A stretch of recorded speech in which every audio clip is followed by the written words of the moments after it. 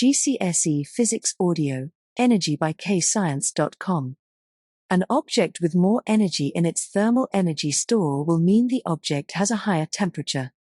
If energy is transferred into the thermal energy store of an object, the particles will then vibrate more. If particles in an object vibrate more, there is more energy stored in the particle's kinetic energy store. Thermal energy is transferred from an object's thermal energy store to another object which has a lower temperature. When energy is transferred out of an object's thermal energy store, the particles will vibrate less, and have less energy stored in the particle's kinetic energy store. Anything that is moving has energy in its kinetic energy store. The faster an object moves, the more energy is transferred into its kinetic energy store. If the object slows down, energy is then transferred away from its kinetic energy store to another store. If you lift an object, there is an energy transfer from your chemical energy store to the gravitational potential energy GPE store of the object. The higher you lift the object, the more energy is transferred into that raised object's gravitational potential energy store. Elastic potential energy is the energy stored in an object when it has been stretched or compressed. If a person pulls an elastic band, it will stretch. This is because there is an energy transfers from the person's chemical energy store to the elastic band's elastic potential energy. When the person lets go of the elastic band, it moves. This is because the energy stored in the elastic band's elastic potential energy store is transferred to its kinetic energy store and therefore moves. Chemical energy is the energy stored in fuels, foods, and batteries that can be transferred by chemical reactions. Nuclear energy is the energy stored in the nucleus of an atom. The larger the nucleus of an atom, then more energy is stored in the atom's nuclear energy store. The smaller the nucleus of an atom, then less energy is stored in the atom's nuclear energy store. U-238 has a relative atomic mass of 238, which means it has a total of 238 protons and neutrons. He4 is helium and has a relative atomic mass of 4, which means it has a total of 4 protons and neutrons. This means the U-238 has the larger atom. Therefore, there is more energy in the nuclear energy of the U-238 atom. As the pendulum is lifted, there is an energy transfer from the chemical store of the person to its gravitational potential energy, GPE, store because the pendulum is lifted higher above the ground, and into its kinetic energy store because it's moving. When the pendulum is stationary at its highest point, there is energy in the gravitational potential energy store, but no energy in the pendulum's kinetic energy store because it's not moving. As the pendulum falls, there is an energy transfer from its gravitational potential energy store to its kinetic energy store, and the pendulum's speed increases. The pendulum's height increases after it passes its lowest point, and there is an energy transfer from its kinetic store to its gravitational potential energy store, and its speed decreased. When a current is supplied to the kettle's heating element, there is a transfer of energy from the electrical energy store in the wire due to the flow of electrons to the thermal energy store in the heating element of the kettle. If there is water in kettle, there is a transfer of energy from the thermal energy store of the heating element to the thermal energy store of the water. Not all the energy is transferred into the water's thermal energy store from the heating element's thermal energy store. Some energy is transferred to the thermal energy store of the surroundings as wasted energy. Another word for wasted energy is dissipated energy. Work done is the energy transferred when a force moves an object through a distance. Work done is the same as saying energy transferred. When you push, pull, or lift something, you are overcoming frictional forces such as friction or the object's weight due to gravity. The formula that links work done, force applied to an object and distance is work done equals force x distance. If you lift an object, there is an energy transfer from your chemical energy store to the gravitational potential energy GPE store of the object. The higher you lift the object, the more energy is transferred into that raised object's gravitational potential energy store. The amount of energy in the object's gravitational potential energy store depends on its mass, the height the object is lifted, and the gravitational field strength the object is experiencing. The formula for an object's GPE is GPE equals mass x height x gravitational field strength. The gravitational field strength on Earth is 9.8 n/kg. Anything that is moving has energy in its kinetic energy store. The faster an object moves, the more energy is transferred into its kinetic energy store. If the object slows down, energy is then transferred away from its kinetic energy store to another store. The kinetic energy of an object depends on the object's mass and speed. So the faster the object is traveling, and the greater its mass, the more energy will be stored in the object's kinetic energy store. The formula for an object's kinetic energy is kinetic energy equals 0.5 x mass x speed squared. The gravitational potential energy stored in an object increases the further the object is moved upwards away from ground level. The kinetic energy stored in an object increases the faster the object is moving. When an object falls, energy from its gravitational potential energy store is transferred into the object's kinetic energy store. If there is no air resistance, you can use the principle of the conservation of energy to get energy lost from the gravitational potential energy store equals the energy gained into the kinetic energy store of the object. When an object is stretched or compressed, energy is transferred into the object's elastic potential energy store. The equation to calculate the energy stored in a spring when it is stretched is elastic potential energy equals 0.5 x spring constant x extension squared. The specific heat capacity of a substance is the energy that is required to be gained or lost from 1 kg of the substance to increase or decrease the temperature of the 1 kg mass by 1 degree Celsius.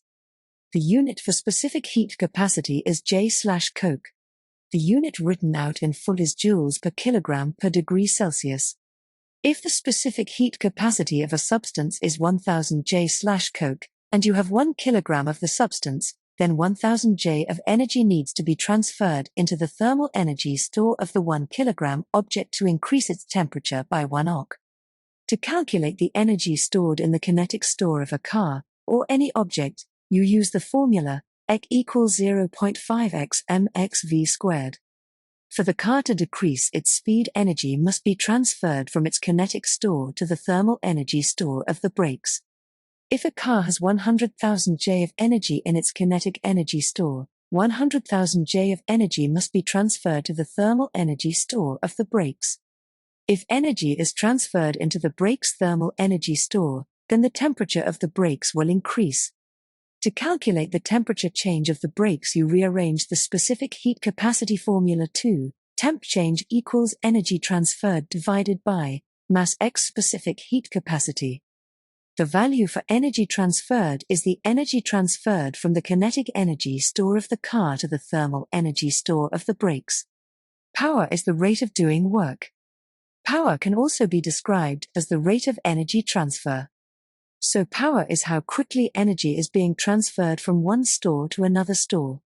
The equation that links power, energy transferred, and time is power, W, equals energy transferred, J, divided by time, S.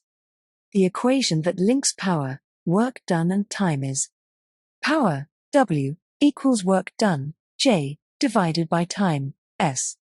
Work done is the same as saying energy transferred. Conduction is the transfer of energy through particles in a solid. When energy is transferred into the thermal store of a solid, the energy is transferred across the kinetic energy store of the particles. When a particle has more energy in its kinetic energy store, the particles vibrate more. So when the particles vibrate more, they collide more with their neighboring particles. When particles collide, energy is transferred from the kinetic energy store of a particle to the other particle's kinetic energy store. The more kinetic energy particles have in a solid, the higher the energy in the thermal energy store of the object. When particles collide with a radiator, energy is transferred from the heater's thermal energy store into the kinetic energy of a particle in a liquid or gas. This energy transfer is by the process of conduction. The particles now move faster. When a particle has more energy in its kinetic energy store, they move faster and become less dense. Less dense particles will rise. As they rise, energy is transferred from the kinetic energy store of the particles to the thermal energy of the surroundings. This increases the temperature of the surroundings. As particles cool, they move slower and becomes more dense. More dense particles fall. GCSE Physics Audio, Energy Resources by KayScience.com. Coal, gas and oil are examples of fossil fuels. Fossil fuels are formed underground and are stores of chemical energy. When fossil fuels are burnt, the energy in their chemical store is transferred into the thermal energy stores of the surroundings. We call fossil fuels a non-renewable resource, as they are used faster than they are naturally made, so they will therefore eventually run out. Crude oil is used to produce fuels such as petrol and diesel that power vehicles. Coal, gas, and oil are used for heating homes. Oil and coal release sulfur dioxide, SO2, which harms the environment. Oil, gas and coal all CO2 that causes climate change and global warming. Nuclear power is a non-renewable resource because it is used faster than it is made. Uranium or plutonium is used in a nuclear fission reactor. Nuclear fission generates a lot of heat, and energy is transferred into the thermal energy store of the water to turn it to steam. The steam drives and turns a turbine, which turns and drives a generator, which generates an electrical current. Nuclear power stations are very expensive to build, and pollution is produced whilst the power station is made. However, no harmful gases are produced once operational. Nuclear waste is very dangerous and must be disposed of safely. If they explode or fall apart, they can cause a lot of damage due to radioactive material being put into the atmosphere. Energy from the wind turns a wind turbine. The turbine then turns and drives the generator. The generator generates an electrical current which supplies electrical current to the grid. Wind turbines are a renewable resource because resources are made at the same rate as they're used. Wind turbines are expensive to build and pollution is produced whilst they are made. Once fully functional, they produce no pollution. They spoil views and are very noisy. With no wind, no electric current is generated as turbines can't drive the generator. Hydroelectric power stations are a renewable resource because resources are made at the same rate as they're used. A dam is built to form a reservoir of stored water. The water is used to drive and turn a turbine. The turbine turns and will turn a generator, which generates an electric current. Dams are very expensive to build, and because they are built from concrete, a lot of pollution is produced when they're being built. But once built, they produce no pollution. A lot of land is potentially flooded when a dam is built, and this can damage animal or human habitats.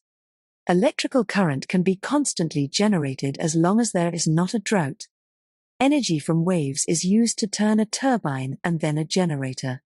When the generator turns, an electric current is generated. Wave-generated power is a renewable resource because resources are made at the same rate as they're used. Wave-powered generators are unreliable because waves are dependent on the weather, so if there are no waves, no electric current is generated. They can disturb marine life and are a hazard to boats. They will only generate enough electrical current for small populations. They produce no pollution once built and operational. A tidal barrage is a dam with turbines built into them. The dam holds water back so water can go through and turn the turbines. The turbines turn and drive a generator. When the generator turns, it generates an electric current. Tidal barrages are a renewable resource because resources are made at the same rate as they're used. They are expensive to build, and pollution is produced whilst they are being built. But once built, they produce no pollution. They can generate high amounts of electrical current, but tides are sometimes unreliable. Solar cells are a renewable resource because resources are made at the same rate as they're used. They absorb the radiation from the sun, and that energy is transferred to generate an electric current. Once installed, solar cells produce no pollution, but pollution is produced whilst they're being built. The initial costs to produce solar cells and install them are high, but once installed, the electrical current generated is free. Geothermal power stations are a renewable resource because resources are made at the same rate as they're used. Cool water is pumped down to be heated by hot rocks deep under the Earth's surface. These rocks are hot due to volcanic activity or radioactivity in rocks. These hot rocks are used to turn water to steam. The steam returns to the Earth's surface to drive and turn a turbine. The turbine then drives and turns a generator. The generator generates an electrical current. They are expensive to build, and pollution is produced building a geothermal power station. However, no pollution is produced whilst operational. Biofuels are biological or biologically produced material. Biofuels are burned and the heat generated heats water to steam. The steam turns a turbine and turns a generator, which generates an electric current. It is a renewable resource, because they are produced at the same rate as they are used. When biofuels are burned, carbon dioxide is produced. The carbon dioxide is then absorbed by other plants used for biofuels, so biofuels are carbon neutral. When plants used as biofuels are cut down, animal habitats can be destroyed. GCSE Physics Audio, Current, Potential Difference and Resistance by KayScience.com. The job of a cell is to push the electrons around the circuit. A battery is two or more cells connected end to end. An ammeter measures the electric current in units of amperes or amps. A voltmeter measures the potential difference in units of volts. A resistor limits the flow of the electric current. The resistance does not change. A variable resistor limits the flow of the electric current, but the resistance can be changed. If a problem in the circuit causes too much current to flow, the fuse breaks the circuit and the electric current stops flowing. The thermistor has a high resistance at low temperatures and low resistance at high temperatures. A diode allows the electric current to flow in one direction only, stopping it in the opposite direction. A voltmeter measures the potential difference. An ammeter measures the current. The unit of potential difference is volts and the symbol is V. The unit of current is amperes, amps, and the symbol is A. Voltmeters are connected in parallel across the component. Ammeters are connected in series. An electron is a subatomic particle found in the shells of atoms. The relative charge of an electron is -1 and the relative mass is 1/1836. Charge is used to quantify the billions and billions of electrons which flow in an electric current. The unit of charge is coulomb. There are 6.24 by 1018 electrons in 1 coulomb of charge. The terms electron and charge are used interchangeably, however they are different. An electron is a subatomic particle found in the shells of atoms, and charge is how we quantify a large number of electrons. A cell stores chemical energy. The cell pushes the electrons around the circuit. Metals have giant metallic lattice structure. The electrons are delocalized and so are free to move, whilst the positive metal cations vibrate about a fixed position. The delocalized electrons transfer electrical energy as they flow. The electric current is the flow of electrons per second. The more electrons flowing per second, the higher the electric current. Electric current is the flow of electrons/charge per second. Electron flow is when the negatively charged electrons flow from negative terminal of the cell to the positive terminal. The conventional current is when the negatively charged electrons flow from positive terminal of the cell to the negative terminal. The electron flow is the type of current that happens in real life. And although conventional current is scientifically wrong, it is the current we work with when using circuit diagrams. The cell stores chemical energy and pushes the electrons around the circuit. Potential difference is the energy transferred by the electrons. The unit of potential difference is volts, V. Electrical work is done by the electrons as they pass through the component. The unit of energy is joules, J, and the unit of charge is coulombs, C. Potential difference is the energy transferred by charge. The unit of potential difference is volts, V. Charge is how we quantify a very large number of electrons. The unit of charge is coulomb, C. The equation to calculate potential difference is energy transferred divided by charge. Resistance is how much a component in a circuit slows down the flow of current. The electrons colliding with vibrating ions causes resistance. More energy is needed to push the electrons through the wires and components as the resistance increases. Resistance causes the electrical energy to be transferred into other forms. The higher the resistance, the more energy needed to push the flow of charge through the wires and components. Ohm's law is where the current through a resistor at a constant temperature is directly proportional to the potential difference across the resistor. An ohmic conductor is a component where the resistance stays constant as the current changes, as long as the temperature is constant. As the potential difference increases, the current increases by the same rate each time. GCSE Physics Audio, Circuits and Components by KayScience.com. A series circuit is a circuit with only one complete loop. A parallel circuit is a circuit with junctions, where the electric current can take different paths. The electric current splits when it gets to a junction in a parallel circuit. Electron flow is when the negatively charged electrons flow from negative terminal of the cell to the positive terminal. The conventional current is when the negatively charged electrons flow from positive terminal of the cell to the negative terminal. A circuit diagram shows how electrical components are arranged. Every component has its own unique symbol and straight lines represent wires. A cell is one battery. 2 or more cells connected end to end make a battery. 4 5-volt cells are used to make the 20 volts battery. 2 1.5-volt cells are used to make the 3 volts battery. For a circuit to work, the loop must be complete. If there are any gaps, or components are faulty/broken, then the circuit will be incomplete and will not work. The electric current is the flow of electrons, charge, per second. A series circuit is a circuit with only one complete loop. The current is the same in each component everywhere in a series circuit. Current can never be used up in a series circuit. Electrons transfer energy as they flow around the circuit. A series circuit is a circuit with only one complete loop. The current is the same in each component everywhere in a series circuit. Electrons transfer energy as they flow around the circuit. The total potential difference of the power supply is shared between the components. The total potential difference of cells in series is the sum of the potential difference of each cell.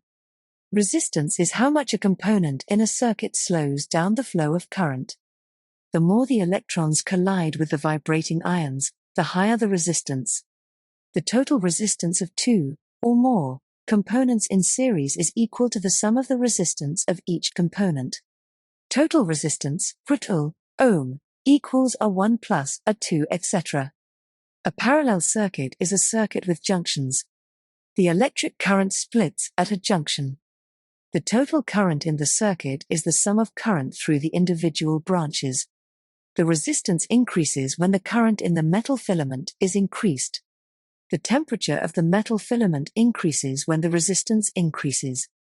The metal cations vibrate more as the temperature increases, causing the flow of charge to collide more with the vibrating metal cations. Initially, the potential difference and current are directly proportional as they both increase.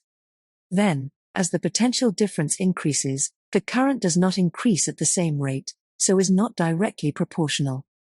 As the potential difference keeps on increasing, the current only increases by a little. The electrical energy is transferred into light and thermal energy, which dissipates into the surroundings. A light-emitting diode, LED, allows the electric current to flow in the forward direction only, stopping it in the opposite direction. The forward direction is when the current flows through LED in one direction. Light-emitting diodes are more efficient than filament lamps, as there is less wasted thermal energy. A light-emitting diode, LED, allows the electric current to flow in the forward direction only, stopping it in the opposite direction. The forward direction is when the current flows through LED in one direction. The resistance is very high in the opposite direction, so a diode is a non-ohmic conductor. In the reverse direction, the current is virtually zero. Light-dependent resistors are also known as LDRs and are sensitive to light. LDRs have a high resistance at low light intensity and a low resistance at high light intensity. The higher the light intensity, the lower the resistance, so the higher the current. Thermistors are sensitive to temperature. When the temperature increases, the resistance decreases. When the temperature decreases, the resistance increases. A direct current is where the electric current flows in one direction only. An alternating current is where the electric current repeatedly changes direction in successive cycles. The frequency of an alternating current is 50 Hz. The potential difference of the UK domestic mains supply is 230 volts. The equation needed to calculate frequency is 1/T. The national grid is a network of transformers. Pylons are transmission cables which are sent to homes, offices, schools and factories across the country.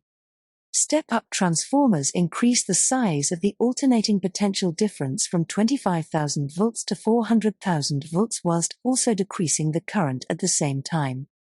Step-down transformers decrease the size of the alternating potential difference from 400,000 volts to 230 volts to homes, or 100,000 volts or 33,000 volts to factories, whilst also increasing the current at the same time. Power stations predict the demand of the consumer based on normal behavior and then generate different amounts of electricity in the day.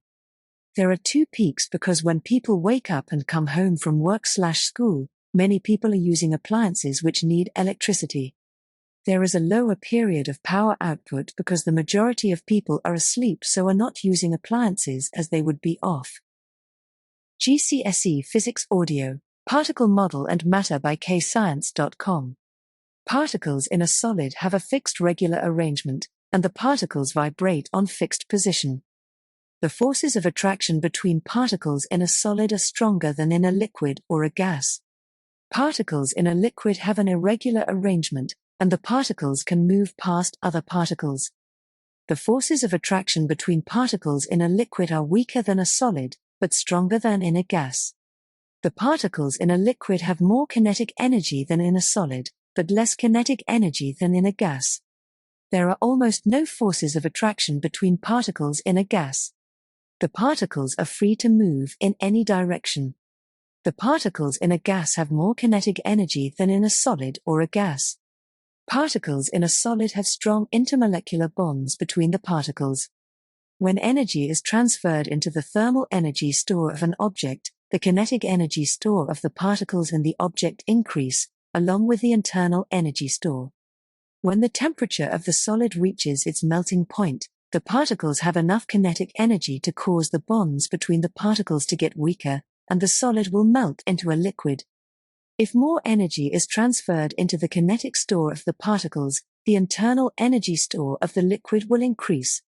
At the boiling point, the energy is being used to break the intermolecular bonds between the particles, and cause the process of evaporation, where the liquid is changing state to a gas. Density is the measure of the mass per unit volume for any substance. To calculate the density of a substance, you divide the mass of the substance by its volume. The formula linking density, mass, and volume is density equals mass divided by volume. Rearranged for mass, the formula is mass equals density x volume. Density is the measure of the mass per unit volume for any substance.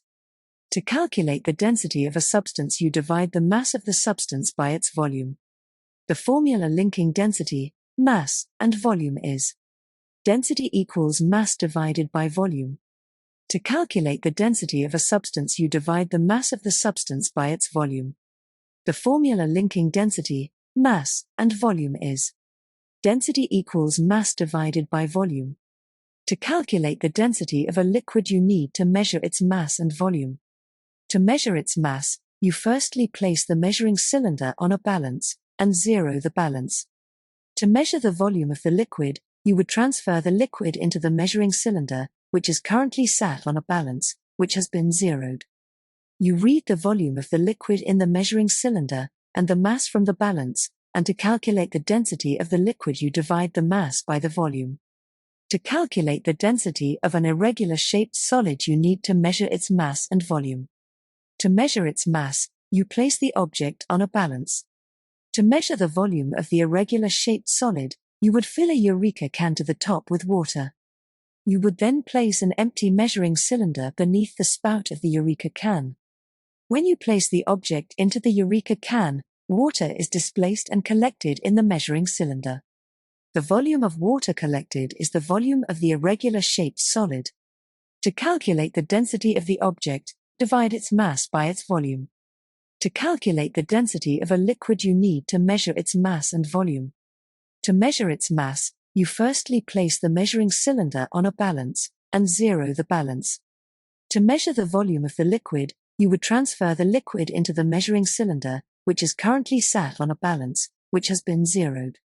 You read the volume of the liquid in the measuring cylinder, and the mass from the balance, and to calculate the density of the liquid you divide the mass by the volume.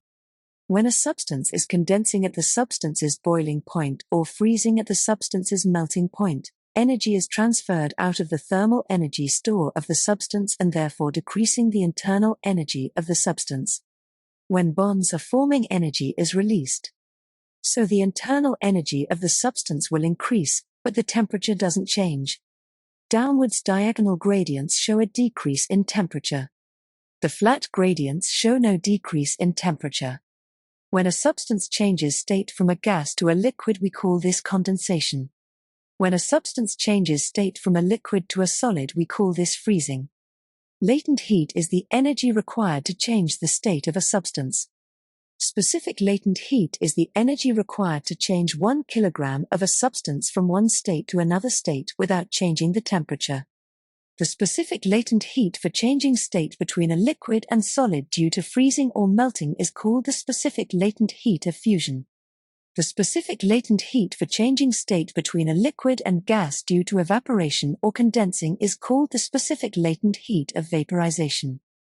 The formula to calculate the energy for a change of state is E equals mxL. If energy is transferred into the kinetic stores of a fixed mass of gas particles, their average temperature will increase, which means they increase in speed. Particles in a container will collide with their surface and exert a force at right angles to the surface, which add together to produce a net force and therefore a pressure. If the temperature of a gas increases, they move faster, leading to more collisions causing an increased net force and therefore an increased pressure acting on the surface of the container. Increasing the volume of the container means there are fewer collisions with the surface, which means there is a reduced net force, and therefore a decreased pressure. At ground level, the atmospheric pressure equals the air pressure inside of the helium balloon. This means that the net force exerted on the inside and outside of the balloon surface is equal. Because helium is less dense than air, the balloon rises. As the balloon rises, the atmospheric pressure decreases, so there are fewer collisions between the particles and the outside of the balloon. This leads to a difference in pressure between the inside of the balloon and outside of the balloon, so the balloon's volume increases. Now the balloon's volume has increased, there are fewer collisions inside the balloon, which leads to a lower net force and therefore pressure inside the balloon. GCSE Physics Audio, Radioactivity by KayScience.com. An atom is the basic building block of all substances. An atom consists of protons and neutrons in a central nucleus, with electrons in the shells surrounding the nucleus. The relative mass of a proton is 1, neutron is 1 and electron is 1 1836. The relative charge of a proton is +1, electron is -1 and neutron is 0. The mass of an atom is concentrated in the nucleus of the atom, as this is where protons and neutrons are found. In between the electrons is empty space.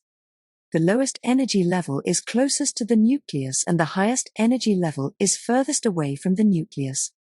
An atom is the basic building block of all substances. An atom consists of protons and neutrons in a central nucleus, with electrons in the shells surrounding the nucleus. The mass number is the number of protons and neutrons. The atomic number is the number of protons, equal to the number of electrons. The number of neutrons equals the mass number, atomic number. Isotopes are different atoms of the same element, which have the same number of protons and a different number of neutrons.